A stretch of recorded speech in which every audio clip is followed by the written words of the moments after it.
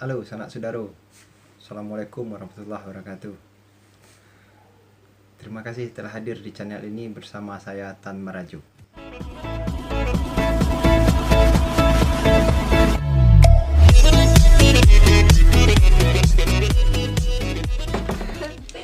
Subscribe guys, subscribe.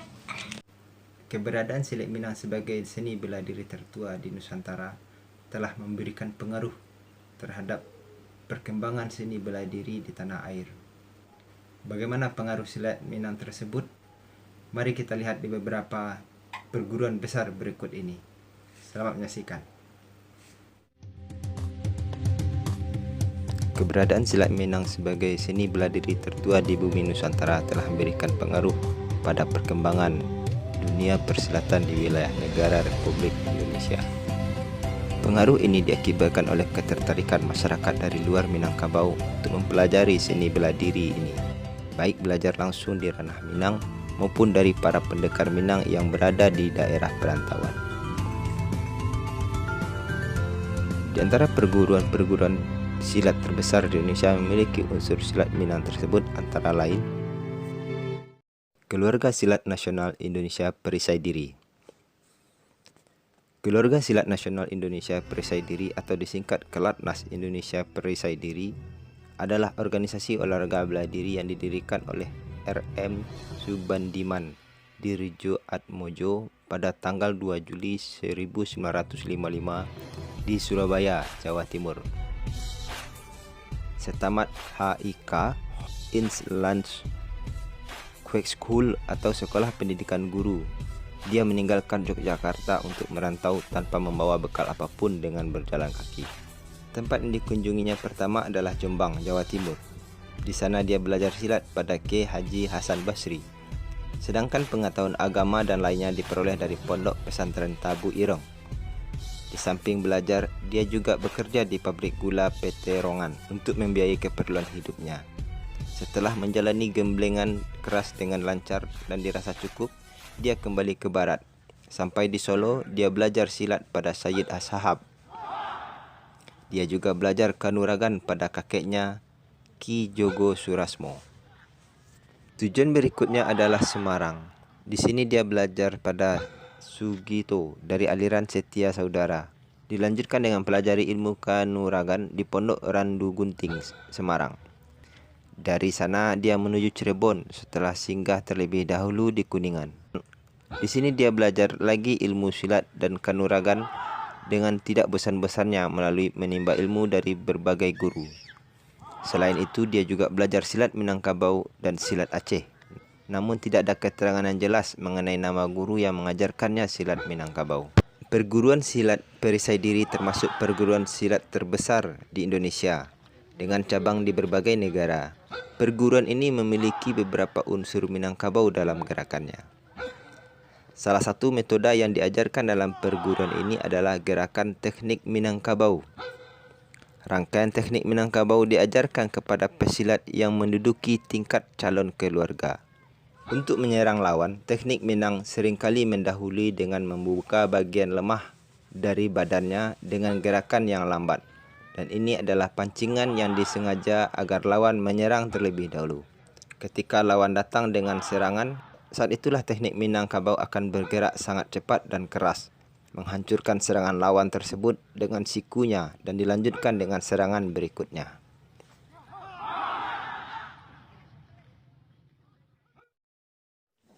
Perguruan Silat Setia Hati. Perguruan Silat Setia Hati adalah perguruan besar dari tanah Jawa. Pada masa dahulunya, pendiri dari perguruan ini, Ki Ngabei Ageng Surodiwirjo, banyak belajar dari silat Minangkabau.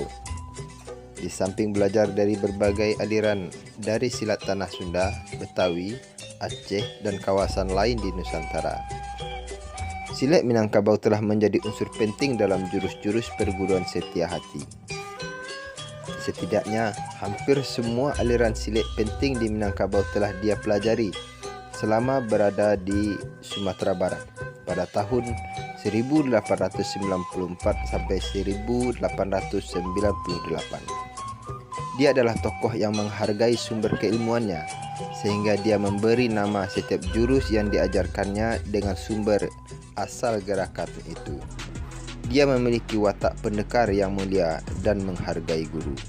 Pada tahun 1894, Ki Ageng Surodiwirjo pindah ke Bengkulu karena pada saat itu orang Belanda yang diikutinya pindah ke sana. Di Bengkulu permainannya sama dengan di Jawa Barat. 6 bulan kemudian pindah ke Padang. Di kedua daerah ini Ki Ageng Surodiwirjo juga memperdalam dan menambah pengetahuannya tentang dunia pencak silat. Permainan yang diperolehnya di Minangkabau antara lain permainan Padang Pariaman, permainan Padang Panjang, permainan Padang Pasir atau Padang Baru, permainan Padang Sikante, permainan Padang Alai, permainan Padang Partaikan.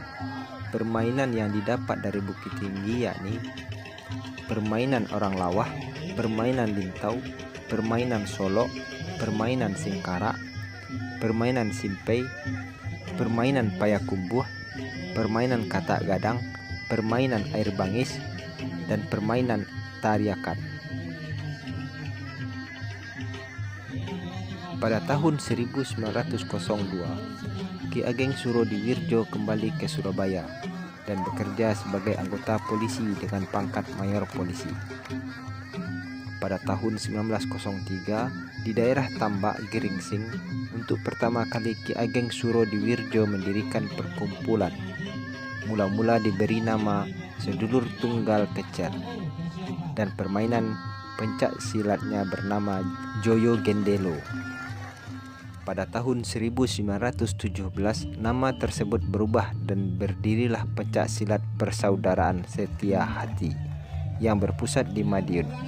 Tujuan perkumpulan tersebut diantaranya agar para anggotanya mempunyai rasa persaudaraan dan kepribadian nasional yang kuat karena pada saat itu Indonesia sedang dijajah oleh bangsa Belanda. Ki Ageng Surodiwirjo wafat pada hari Jumat Legi tanggal 10 November 1944 dan dimakamkan di Makam Winongo, Madiun dalam usia 68 tahun.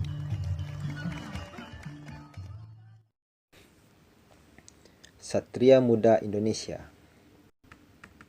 Perguruan Pencak Silat Satria Muda Indonesia atau PPSSMI adalah merupakan pengembangan dari Perguruan Silat Baringin Sakti yang didirikan pada tahun 1955 oleh 3 orang pemuda Minang, yakni Haji Abu Zahar, Mayor Laut Haji Umar Mantub, GMS Lebe. Gagasan penggantian nama Perguruan Silat Baringin Sakti berasal dari Haji Prabowo Subianto, Letjen TNI Purnawirawan. Semula nama pengganti adalah Satria Muda, kemudian dilengkapi menjadi Satria Muda Indonesia. Perguruan Pencak Silat Satria Muda Indonesia atau PPSSMI diresmikan berdirinya pada tanggal 19 Juli 1987 di Lembah Pinus Ciloto, Jawa Barat. Tokoh-tokoh perintis Pencak Silat Satria Muda Indonesia adalah generasi muda murid-murid almarhum Haji Abu Zahar dari Perguruan Silat Baringin Sakti. Falsafah Satria Muda Indonesia. Zahir silat mencari kawan, batin silat mencari Tuhan. Jaga tali jangan putus, ingat rasa jangan hilang. Bersiang sebelum tumbuh, melantai sebelum luluh. Bergantung pada tali yang tidak akan putus, berpegang pada rasa yang tidak akan hilang. Garak-garik pandang pitunggua, garak-garik pandang kutiko. Garak-garik raso pareso, salisih pantang dicari, basuo dihindari. Sekali dimulai titik mati baru berhenti. Silat Sabandar atau main po Sabandar. Silat Sabandar adalah aliran silat yang berkembang di desa Sabandar, Karangtengah, Cianjur, Jawa Barat, yang dikembangkan oleh Muhammad Qasim dari Sumatera Barat yang dikenal dengan nama Syah Bandar. Silat ini merupakan aliran silat campuran atau hibrida antara silat Minangkabau dan silat Sunda. Hal ini sesuai dengan falsafah Minangkabau, di mana bumi dipijak, di situ langit dijunjung. Di mana rantian dipatah, di situ air disawah. Maksudnya, orang-orang Minang yang merantau hendaknya bisa melebur dan membaur dengan masyarakat sekitar di tempat perantauan yang mereka tinggali. Tokoh lain yang berpengaruh besar terhadap perkembangan silat Sabandar adalah Kari dan Madi. Konon menurut kabarnya, Madi juga merupakan seorang pendekar yang berasal dari Minangkabau. Silaturahmi yang saling menguntungkan antar kedua ahli silat telah melahirkan aliran baru, sehingga sudah sulit membedakan mana silat yang diajarkan oleh Mamak Qasim, mana yang berasal dari Kari, dan mana ajaran yang berasal dari Madi. Di samping peleburan gerak fisik, peleburan aspek spiritual tentu saja tidak bisa dihindarkan dari silaturahmi tokoh-tokoh silat ini. Jika Muhammad Qasim atau biasa dipanggil Mamak Qasim berasal dari ranah Minangkabau, maka Mamak Qasim sudah dapat dipastikan memiliki kemampuan silat secara fisik dan juga memiliki aspek-aspek spiritual, karena di dalam pepatah Minangkabau mengatakan bahwa nan lahia babatin, atau yang lahir memiliki aspek batinnya. Di zaman dia hidup tersebut tidak mungkin silat Minangkabau diajarkan tanpa diberi isi. Isi itu lebih berdekatan ke arah pengajian tarekat setelah dipengaruhi Islam. Dalam hal ini bisa dilacak dasarnya dari tarekat yang dominan di Sumatera Barat di zaman itu, yakni Satariyah, Naksabandiyah, dan Samaniyah. Bagaimanapun dibutuhkan kajian lebih dalam bagaimana pengaruh kajian tarekat di dalam silat Sabandar yang ada saat sekarang dan dibandingkan dengan sumbernya di ranah Minangkabau. Permainan menggunakan rasa juga dikenal dalam terminologi silat Minangkabau negeri asal Muhammad Qasim, yakni memakai garak joraso atau menggunakan insting dan rasa pada tingkat mahir. Pada level ini, pesilat sudah menggunakan ketajaman insting dan bersilat dengan gerakan cepat, tepat, dan pas tanpa perlu berfikir dahulu. Sebagaimana telah disebutkan sebelumnya, tokoh lain yang berpengaruh besar terhadap perkembangan silat di tanah Jawa adalah Kari, Madi, dan Sabandar. Silaturahmi yang saling menguntungkan antar tokoh tersebut telah melahirkan aliran-aliran silat baru. Di antara perguruan silat aliran-aliran baru tersebut antara lain Mak Empo Cikalong. Aliran Cikalong adalah aliran pencak silat yang berasal dari daerah Cianjur, tepatnya desa Cikalong Cikundul, tempat awal mula berdirinya Cianjur. Mak Empo Cikalong adalah aliran bela diri pencak silat merupakan hasil perenungan dari Raden Jaya Perbata setelah menunaikan rukun Islam kelima. Diketahui bahawa salah satu dari leluhurnya Raden Wiranagara atau yang dikenal dengan nama Arya Cikalong pernah berguru dan membawa seorang ahli silat bernama Mbah Kahir yang kemudian menetap dan dikenal sebagai aliran Cimande. Tak kurang dari 17 guru atau perguruan tempat Raden Jaya Perbata menimba ilmu bela diri pencak silat. Kebanyakan dari aliran yang dipelajarinya adalah memiliki dasar Cimande. Hal ini dapat dipahami kerana saat itu telah berkembang pesat aliran Cimande dan menjadi rujukan bagi perguruan silat yang berada di Tatar Pasundan. Namun dari sekian banyak guru yang dijadikan tempat menimba ilmu, hanya ada 4 guru yang menjadi figur sentral dalam aliran Cikalong. Mereka adalah Raden Ateng Alimuddin, Bang Ma'ruf, Bang Madi, Bang Kari.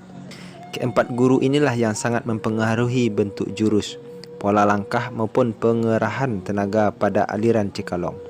Sementara Sabandar atau Mamak Qasim atau Muhammad Qasim menjadi bagian dari rumusan pola pengerahan tenaga aliran Cikalong pada generasi kedua dan seterusnya, sehingga memperkaya kaidah yang dimiliki aliran ini.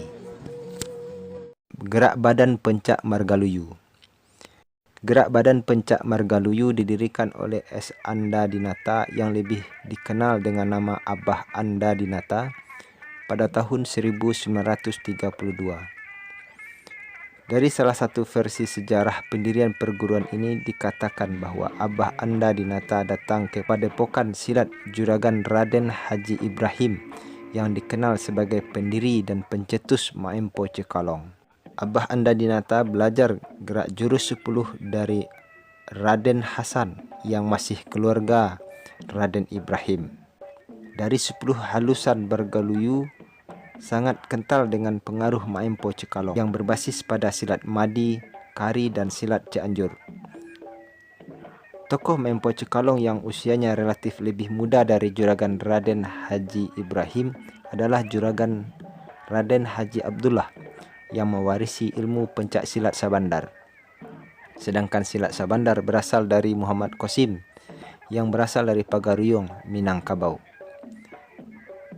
Dari Raden Haji Abdullah, Abah Anda Dinata mewarisi ilmu pencak silat Sabandar yang tata geraknya sangat halus dan lembut. Kompilasi tata gerak Madi, Kari, Sabandar, dan Khair inilah yang di kemudian hari menjadi 10 jurus wajib gerak badan pencak Margaluyu. Ditambah ilmu hikmah yang diharkatkan setelah selesai berlatih.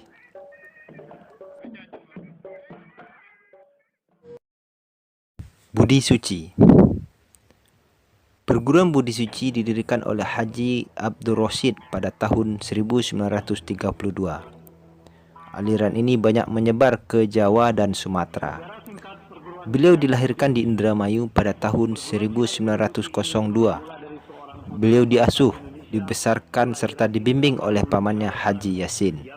Melihat dari sejarah berdirinya perguruan Budi Suci, memang tidak ditemukan adanya hubungan langsung antara pendiri perguruan ini dengan orang Minangkabau ataupun dengan aliran perguruan silat Minang manapun. Dari kalangan Budi Suci atau perguruan yang mengambil sumber dari aliran yang didirikan Abdul Rashid ini, setidaknya ada 3 tokoh yang disebut-sebut dalam ritual amalannya, yaitu Madi, Kari, dan Subandari atau Syahbandar. Dilansir dari http mzbudisuci.blogspot.com, Bapak Muhammad Siddiq, anak sekaligus murid dari Haji Abdul Rashid pada tahun 1985, mengatakan bahwa jurus tenaga dalam Budi Suci diwarnai oleh keilmuan Abah Khair dan Nampon. Kalangan Budi Suci menganalisa bahwa Namponlah yang patut dianggap sebagai pencipta, karena dalam ritual wirid, nama-nama yang disebut adalah Madi, Kari, dan Syahbandar atau Syekh Subandari, sedangkan nama Nampon tidak disebut-sebut. Ini menunjukkan bahwa inspirasi ilmu berasal dari tokoh sebelum Nampon, walaupun Nampon yang kemudian merangkum dan menyempurnakannya. Dengan demikian, secara tidak langsung, keilmuan dalam perguruan Budi Suci masih terhubung dengan keilmuan yang diajarkan oleh Madi dan Syahbandar yang berasal dari Minangkabau, yang memiliki dan menguasai silat Minang baik secara lahir maupun secara batin. Bagaimana sanak saudara? Semoga video tadi bisa menambah informasi dan pengetahuan kita tentang seni, budaya, dan tradisi di Nusantara ini. Bila sanak saudara memiliki pandangan atau pendapat yang bisa kita diskusikan bersama, silahkan tulis di komentar di bawah video ini. Bila sanak saudara ingin mendapatkan informasi terbaru seputar sejarah, tradisi, dan budaya di Minangkabau, silahkan tekan tombol subscribe di sudut kiri bawah ini. Dan bila video ini bermanfaat, sekiranya berkenan untuk membagikan kepada teman-teman. Sekian dari saya. Banyak maaf. Assalamualaikum warahmatullahi wabarakatuh.